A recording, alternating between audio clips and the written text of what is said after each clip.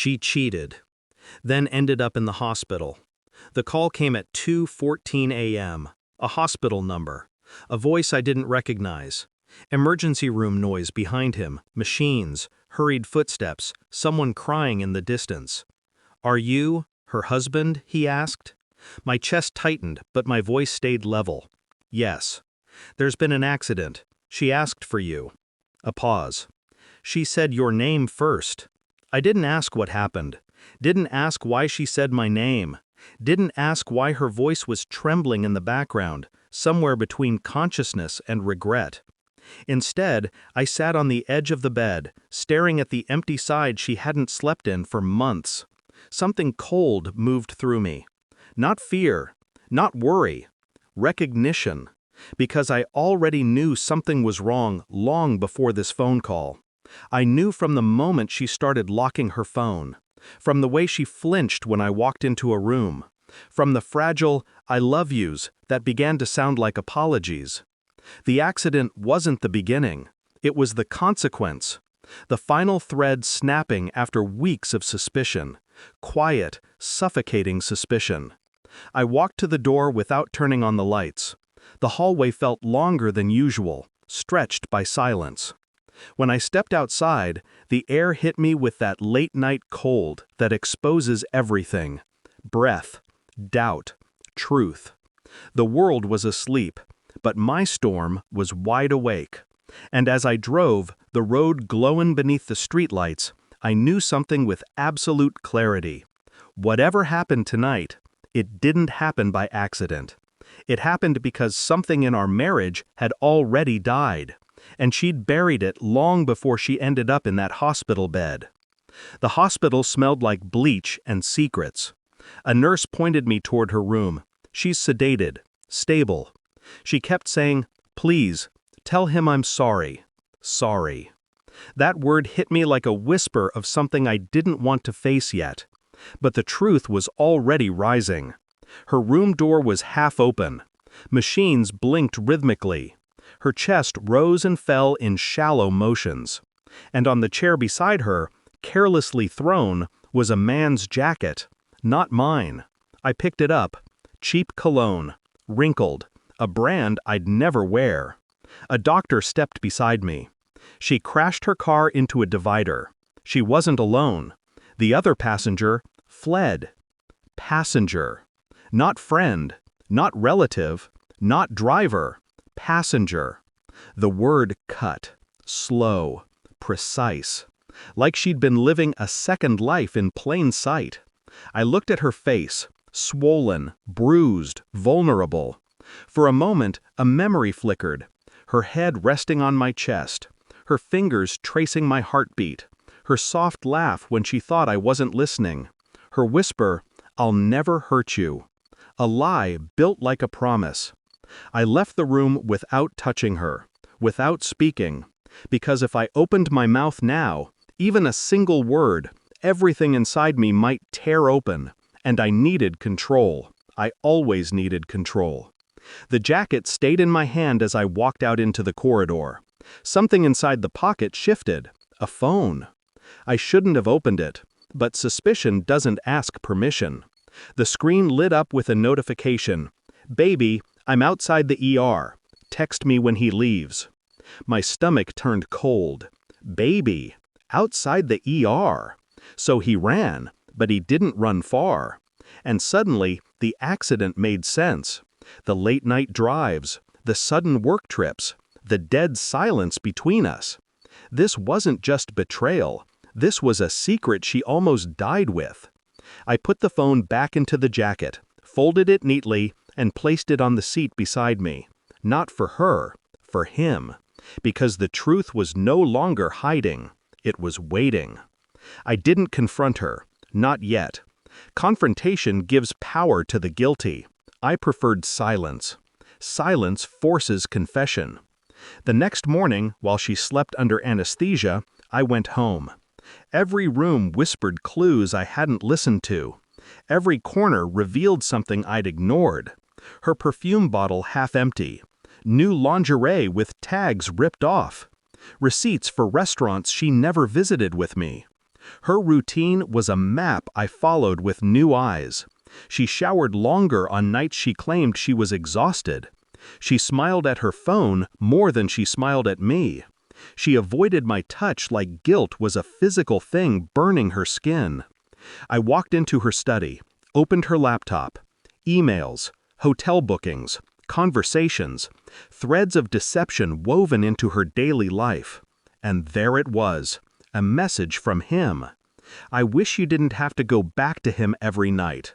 Go back to him.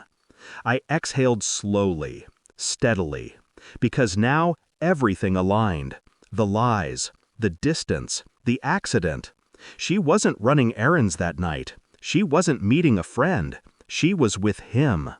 And when their secret world collided with the real one, glass shattered, metal bent, lives twisted, she called for me. Not him. Me. Because even in betrayal, she knew who the safe one was, who the protector was, who the husband, her husband, really was. I closed the laptop, calm, focused. This was no longer heartbreak. This was evidence, and evidence always leads to truth. She woke up the second night after the accident, bruised, fragile, eyes heavy with guilt. When she saw me sitting in the chair, she choked out, "You came." I didn't answer. Silence again, sharp, suffocating, intentional. Her eyes brimmed with tears. "Please, don't look at me like that." I reached into my coat, pulled out the jacket. Her breath stopped. "You found that?" she whispered. I placed the phone on her blanket, unlocked, opened to her messages. Her hands trembled like she was holding fire. "I can explain." "No," I said, calm, controlled. "You can confirm." A single tear slid down her cheek. "I'm sorry," she whispered. "I didn't mean for—" "For what?" My tone was even, measured, deadly soft. "For the affair? For the lies? For the fact that he ran while you bled?" Her lips quivered. She didn't deny it. That was all I needed. The truth was real, solid, irreversible. She covered her mouth and sobbed. Not loud, not dramatic, quiet, broken. But I didn't reach for her hand, didn't offer comfort, because betrayal removes the right to touch. "I wanted to tell you," she whispered. "I tried to stop it. It just happened." I leaned back, expression neutral, voice steady. Nothing just happens. Not infidelity, not lies, not crashing your car while running away from the life you destroyed. She sobbed harder, shaking in the bed. But my heart didn't move, not an inch, because pain, once deep enough, becomes numbness, and numbness becomes clarity. The next morning, her family arrived, crying, begging, pleading. "She made a mistake. She's suffering enough. Please forgive her. She needs you. You're her husband. Your presence will help her heal." They surrounded me like a wall, but walls don't intimidate me. I waited until they finished speaking. Then I said, the quiet truth.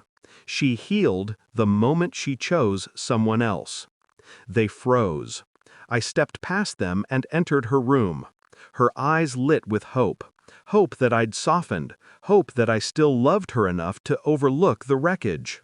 "Are you staying?" she asked, voice fragile, hopeful, desperate.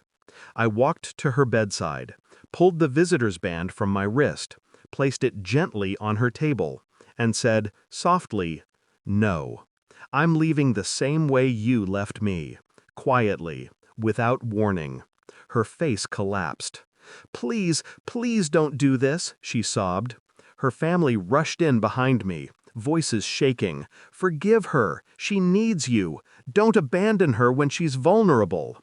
I turned, calm as stone. She abandoned me long before tonight. Then I handed her phone to her mother. "Everything you need to know is in there." Her mother opened the messages. Gasps filled the room. Her sister cried. Her father looked away in shame. Her mother dropped the phone and whispered her name with horror. But I didn't watch the destruction. I simply walked away. Not fast, not angry, just steady, certain. Her betrayal was exposed. Her secret world burned down in a single moment. Her lies suffocated under the weight of truth. And she watched me leave, the one person she thought would never walk away. That was the revenge. Not shouting, not violence, not anger, just clarity. The clarity of letting her feel the consequences of the world she created. I didn't look back when I reached the exit. Not once. The hospital doors opened automatically, and the cold night air hit me like a baptism, a cleansing, a reset.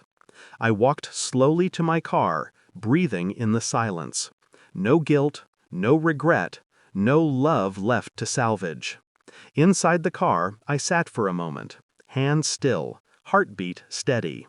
People say the end of a marriage feels like death, but for me, it felt like waking up. Like stepping out of a burning building and realizing you survived the fire, not because someone saved you, but because you finally walked out. I started the engine. One last thought drifted through my mind. Soft, bitter, final. She broke our vows long before her body broke in that crash. And there is no hospital on earth that can heal a wound like that. I drove away without a destination, just forward, always forward. Because sometimes the most powerful revenge is simply leaving someone to face the truth they tried so hard to hide. And I didn't need to forgive her to finally feel free. How could you do this?